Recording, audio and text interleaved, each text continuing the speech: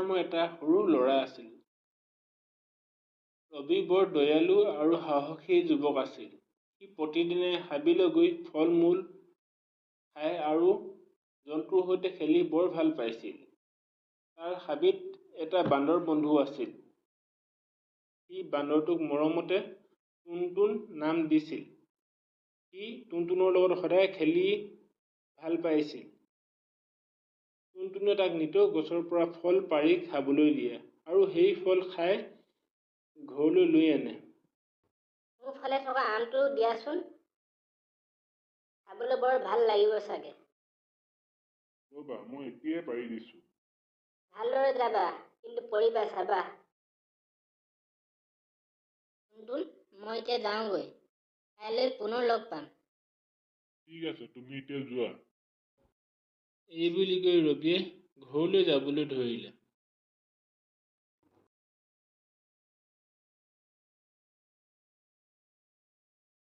এদিন ৰবিয়ে হাবিলৈ আহোঁতে বান্দৰে গছ কাটি থকা শব্দ শুনিবলৈ পালে।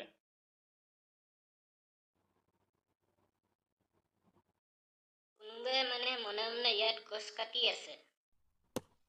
মাতটো যোন ফালৰ পৰা আহিছে সি সেইফালে যাবলৈ ধৰিলে। কিছুদূৰ যোৱাৰ পিছত দেখিলে যে এজন মানুহে এজোপা গছ কাটি আছে। দাদা, আপুনি ইয়াত গছ কিয় কাটিছে? মোৰ ঘৰ বনাবলৈ কাঠৰ প্ৰয়োজন হৈছে আৰু বিক্ৰী কৰিবলৈও লাগে, সেইকাৰণে কাটি আছোঁ। দাদা, গছবোৰ নাকাটিব আকৌ। গছবোৰ এনেদৰে কাটিলে দেখোন হাবিখন ধ্বংস হ'ব। ইয়াত থকা জীৱ-জন্তু কেনেদৰে থাকিব হাবিখন নোহোৱা হ'লে? আৰু গছ থাকিলে আমি জীয়াই থাকিম, নাকাটিব গছ।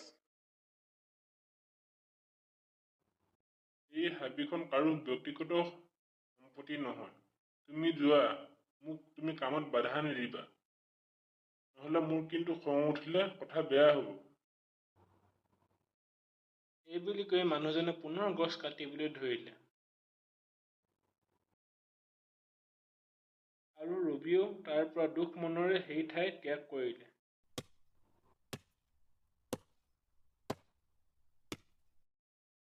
ৰবিয়ে এনেদৰে দুখ মনেৰে হাবিৰ মাজলৈ গৈ থাকিবলৈ ধৰিলে।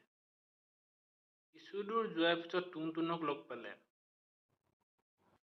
কি হ'ল ৰবি, তোমাৰ মন বেয়া যে আজি? টুনটুন, তুমি গম পাইছানে? গাঁৱৰ কেইজনমান দুষ্ট মানুহে আহি নিজৰ লাভৰ বাবে হাবিখন কাটি ধ্বংস কৰিবলৈ ধৰিছে।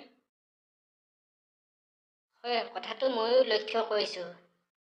কিন্তু ইয়াৰ পৰা পৰিত্ৰাণ কেনেকৈ পাম, তাকে ভাবি ভাবি চিন্তিত হৈছোঁ।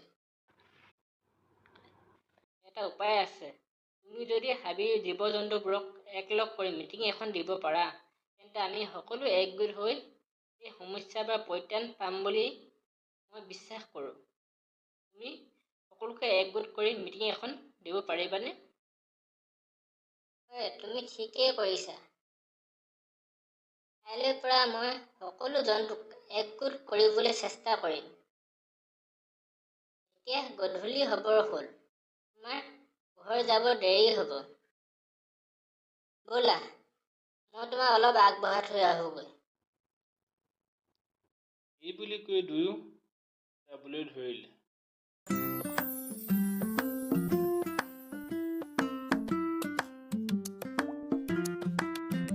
হাবিত মিটিং পাতিবলৈ, জীৱ-জন্তুক খবৰ দিবলৈ যাবলৈ ওলাল।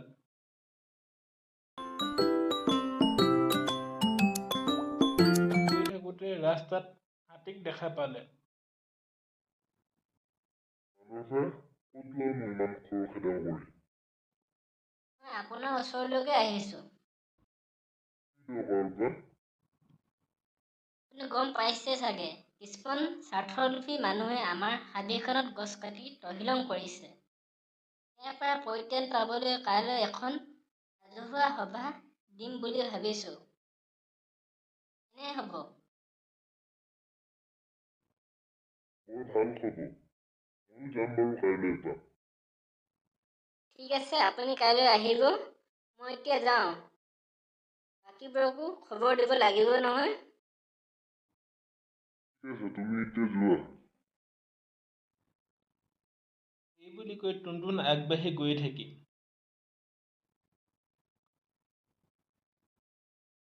কিছুদূৰ যোৱাৰ পিছত বাঘক লগ পালে। বাঘ দাদা, মই আপোনাৰ ওচৰলৈকে আহিছিলোঁ।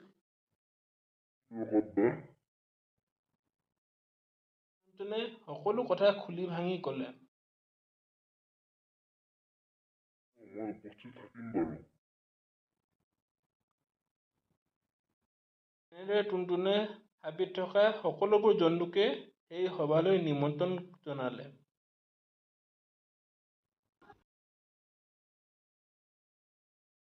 পিছদিনাখন সেই নিৰ্দিষ্ট ঠাইডোখৰত সকলো আহি উপস্থিত হ'ল আৰু মিটিং আৰম্ভ হ'ল।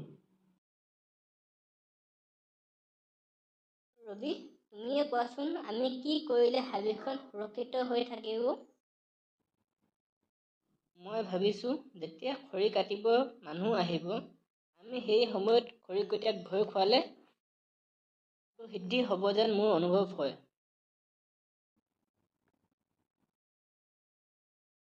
আহিলে আমি কেনেকৈ গম পাম? আমাৰ মাজত শালিকা ভাই উৰি গৈ মনে মনে সকলোবোৰ চাই থাকিব আৰু সিহঁতক দেখা মাত্ৰকে আহি আমাক খবৰ দিব। আমি তেতিয়া সিহঁতক আক্ৰমণ কৰিবলৈ খেদি যাম।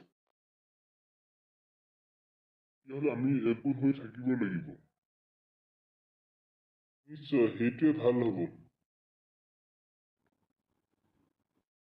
কথামতে কাম। সিহঁতে সকলোৱে এক নিৰ্দিষ্ট ঠাইত লুকাই আছিল আৰু খৰিকটীয়া অহালৈ অপেক্ষা কৰি আছিল।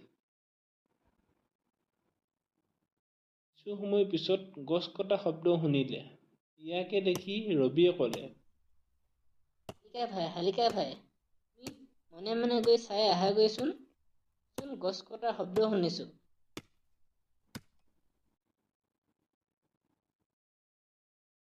ঠিক আছে।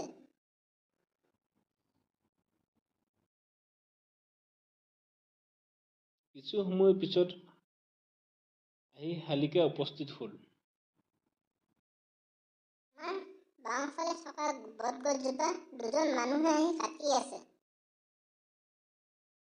ব'লা তেনেহ'লে পলম নকৰি সিহঁতক আমি আক্ৰমণ কৰোঁগৈ। এই বুলি সকলোৱে সেই দিশে খেদি গ'ল।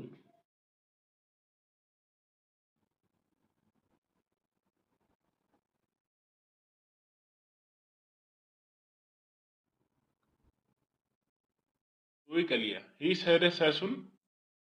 এই জীৱ-জন্তুবোৰ চোন আমাৰ ফালে দৌৰি আহিছে। সিহঁতে যদি কেনেবাকে আমাক ধৰিব পাৰে, সিহঁতে আমাক মাৰি পেলাব। ব'ল পলা পলা। এই বুলি কৈ সিহঁত দুয়ো তৰা নৰা ছিঙি দৌৰ মাৰিলে আৰু জন্তুবোৰো পিছে পিছে খেদি গৈ থাকিল।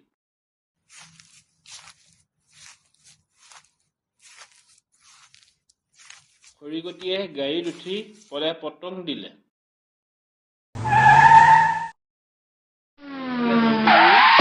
জন্তুবোৰ গুচি আহিল। ৰবি, তোমালৈ বহুত বহুত ধন্যবাদ। তুমি নথকা হ'লে আমি সেই পাখণ্ডকেইটাক খেদাব নোৱাৰিলোহেঁতেন। আটাইবোৰে হৈ হৈ ক'লে, আচলতে ইহঁত মানুহ নহয়, একোটা দৈত্য। নিজৰ লাভৰ বাবে হাবিখন ধ্বংস কৰিছিল। এতিয়া আমি ইহঁতৰ পৰা পৰিত্ৰাণ পালোঁ বুলি আমাৰ বিশ্বাস হৈছে। হয় কথাটো। এতিয়া আমি সকলোৱে ঘূৰা-ঘূৰি হ'ব লাগিব। কাইলৈৰ পৰা আমাৰ ইয়াত কটা গছবোৰৰ স্থানত নতুনকৈ গছ পুলি ৰুলে কথাটো কেনেকুৱা হ'ব? বৰ ভাল হ'ব। এতিয়া আমি যাওঁগৈ নহ'লে। এই বুলি কৈ সকলোৱে ঘূৰা-ঘূৰি হ'ল। ইয়াৰ পৰা আমি এটা কথাই গম পালোঁ যে গছ থাকিলে মানুহ থাকিব। আহক আমি সকলোৱে মিলি গছপুলি ৰোপণ কৰোঁ।